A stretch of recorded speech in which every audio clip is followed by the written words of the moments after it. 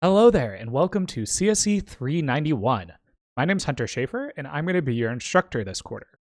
So, in this video, and we'll talk a little bit about this video format today, we really want to introduce what is this class about, mostly in this video talking about the syllabus and the course structure, and then in the other videos for today, we're going to be talking about this thing called Linux and what we're going to be using all quarter. And you'll see this thing on the slide about this Q&A session. We'll talk about what that means later in this video. So let's go ahead and get started. So that's our big agenda for today, is talking about kind of what this course is, who I am, what we're going to try to learn. And then in the other videos for today, we're going to get our first introduction to Linux. So our course, like most other CSE courses here, has a course website. You can find it at cs.washington.edu/391. There's also the short URL, cs.uw.edu/391. And this course website is going to be your one-stop shop for all materials for this course. The calendar here shows when assignments are due, when lectures are.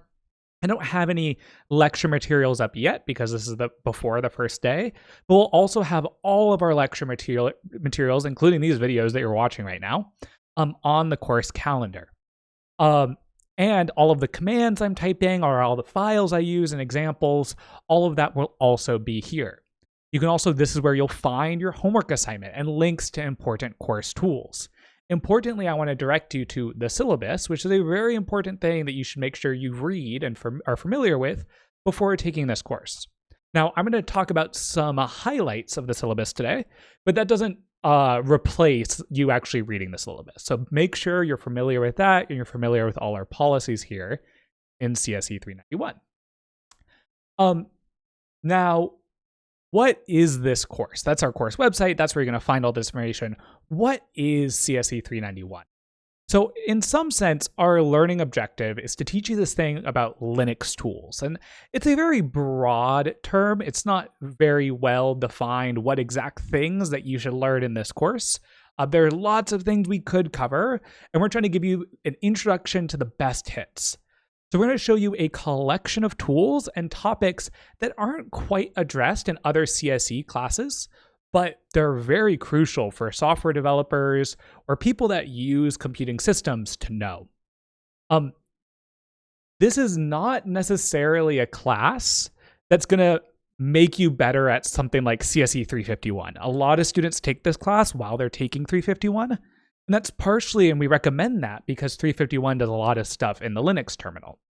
We're not going to necessarily show you things that are going to be specific to 351, like the specific compiler or debugger you're going to be using there, but we're going to get you familiar with the Linux ecosystem and the mental model for using something like a terminal.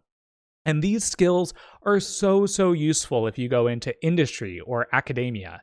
Being able to work with command line interfaces is a very efficient way as a programmer to get things done and to automate a lot of tedious tasks. CSE 391 is a credit, no credit class. The only assessments we use are weekly homework assignments. So there's lots of things we do in this class, like lectures and these videos. None of that is worth any part of your grade, only the weekly homework assignments. I'll talk a little bit about what these homework assignments look like, but all you have to do for this class is do those.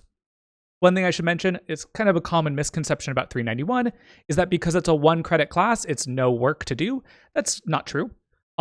Usually in university standards, 1 credit of class is about 1 hour in class or 2 to 3 hours outside of class. For some of you, you might find you spend less time on this class, and for some of you might spend a little bit more time on this class. Both of those are fine. But this is going to have this weekly homework assignment that you're going to be spending a few hours on. And if you're keeping up with the material, keeping notes, having a good reference sheet, hopefully these assignments will go by faster. But if you have to reteach yourself everything each time, you might find it taking a little bit longer on each assignment because you have to reteach yourself.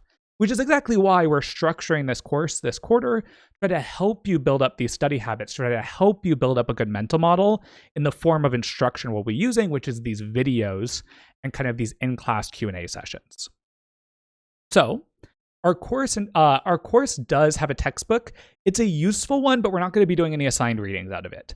I really like the Linux Pocket Guide. It's a very useful resource if you're looking up But there's also the internet, and you can look at references online for these things. But I when I was first learning this stuff, I had the book right in front of me each time. It's actually a really tiny book, so it works really well to have on your desk. But I recommend it, but it's not necessarily required. Okay, so that's kind of the course. That's kind of the overall structure. I want to talk a little bit about kind of what homework assignments are going to look like in this class. So there are going to be 9 homework assignments in total, about 1 for each week. And each homework assignment is worth 2 points. Each homework assignment will be released after lecture and is due 1 week later, right before the next lecture at 1 p.m., since our class meets at 1:30. The homework assignments are all auto-graded, or for the most part, almost all auto-graded, on this tool that we use called Gradescope. So you submit on Gradescope and it tells you your score right away, unless we've told you ahead of time that for this assignment there is some manual grading. But for the vast majority of assignments, it's all auto-graded. You'll get 1 point from the auto-grader for a reasonable attempt at most of the questions. So maybe you have a couple bugs, not every problem is completely solved. You can get 1 point. And then for attempting all of the questions and almost all of them are correct, you can get 2 points. And again, most of these are auto-graded, but we might have some assignments where we'll say, hey, we also have some manual grading, particularly near the Git assignments, where we talk about this thing called Git. We do not have any late submissions, but it's okay because you don't need to actually finish every single assignment fully. So with 9 assignments, 2 points each, that's 18 points possible, and you need 14 to pass the class to earn a credit. So if you have 14 points or above, you earn a credit. So it's okay if you miss an assignment or you don't fully get one done. As long as you have 14 points, you pass the class. And we also have an extra credit opportunity, 1 point of extra credit, right now doing the intro survey, kind of getting to know you so we can learn more about you.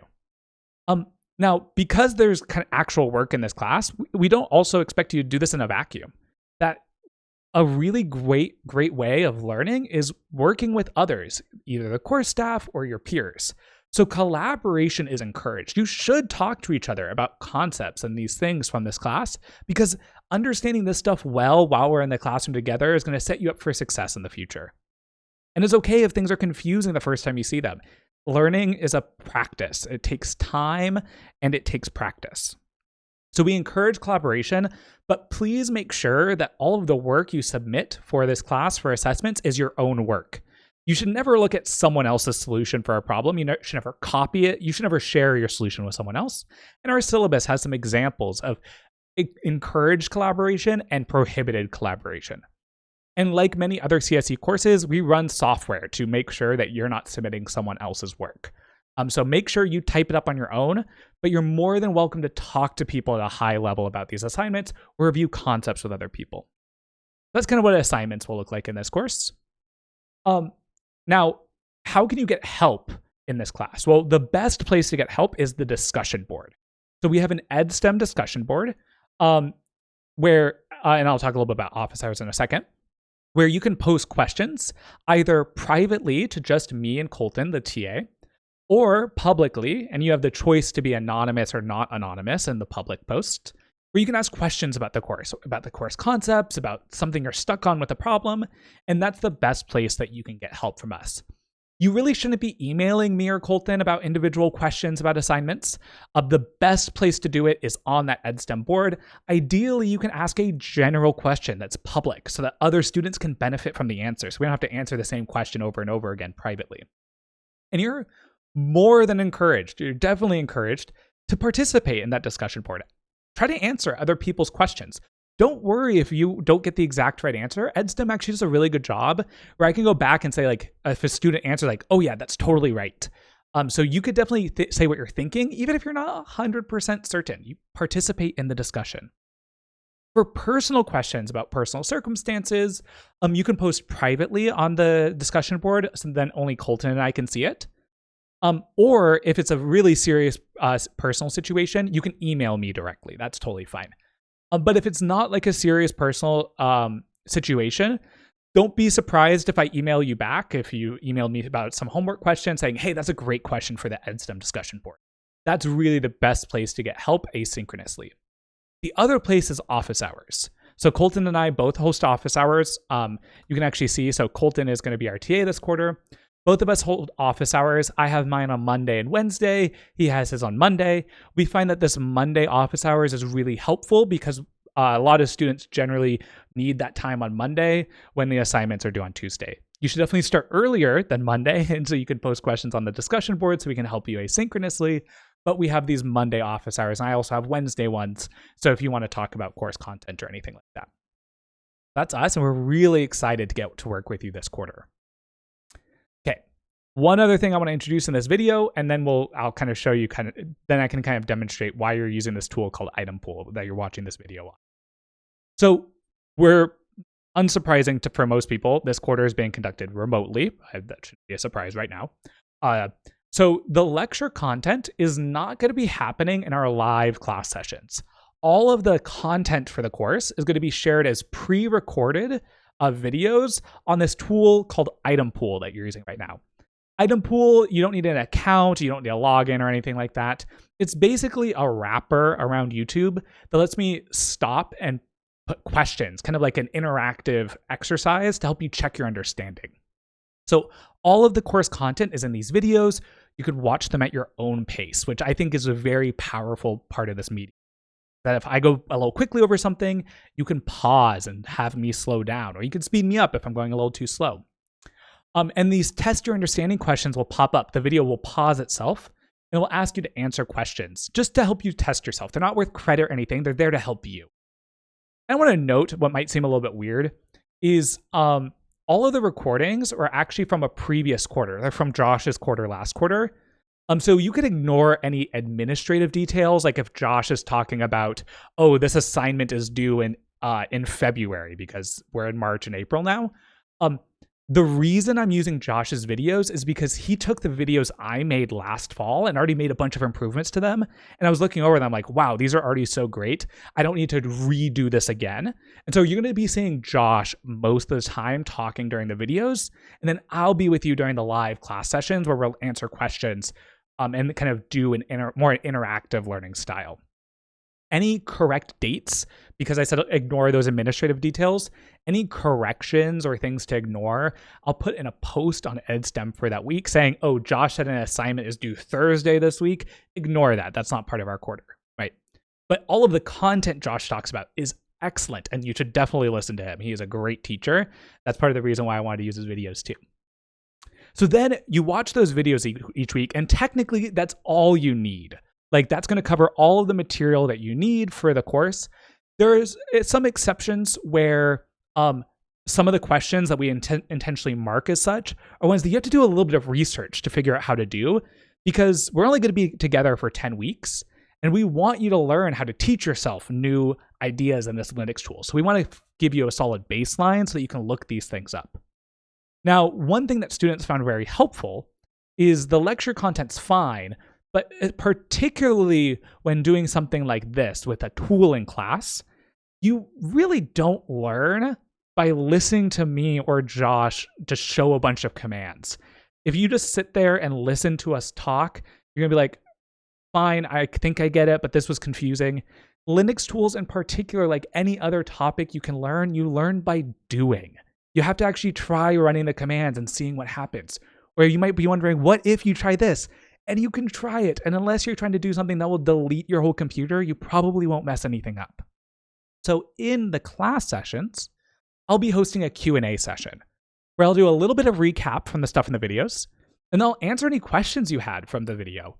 If you had, say, like, what was this command doing? Can you recover this again? I will go over all of those types of questions. And then I also have some kind of discussion questions prepared. So some practice problems that we can work on together and try to solve them to better your learning. And you're gonna need to watch the pre-recorded session. Even though I'll do a little bit of recap, you'll be completely lost if you don't watch that pre-recorded lecture. These will be recorded in case students can't make the live time, but I would say unless you're going to be there live, those recordings are not going to be very helpful. It's really just me answering questions from students, and the value is actually being there and talking with us together. But if you want to watch the recording of the live class session, you can. They'll be there. So all of the pre-recorded lecture videos, which are called lessons, are going to be on Item Pool, and they'll be linked from the course website. And then to access the office hours or lectures, the live synchronous things, there's a Zoom tab on the course on Canvas. And then those class sessions I mentioned will be recorded, so you can find them on the Zoom tab in Canvas as well. But again, I don't think it's going to be as useful unless you're going to be there live. Those pre-recorded lectures on Item Pool, very, very useful. Okay. So that is the course Administrivia at a glance in about 15 minutes. We're going to recap some of this in class on Tuesday. But in the remaining 2 videos, I'm going to hand it off to Josh, who's going to introduce you to Linux systems and show you some cool things, kind of what we're going to try to do. Before I send you going, I want to get you used to what is Item Pool and how is this helpful. And so whenever I show you, or Josh shows you, a slide that looks like this is going to be a question where the video is going to pause and ask you to answer a question. So here the question is, how many points are necessary to earn credit for this course? Enter your answer as a number. And in just a second, the video will pause, ask you to type in a number, and then it will tell you an explanation if your number was right or not. And then when you're ready to go on, you can unpause. In this case, the video is over after this point, but I just wanted to give you a warm up to what this Item Pool interface looks like. So go ahead and try to answer the question now. Okay, so hopefully you type something in, and you would have seen that if you need to earn credit for this course, you need 14 out of the 18 points possible. Okay. With that, that's all I have for Administrivia. I'm going to hand it off to Josh, who's going to be talking about Introduction to Linux Tools.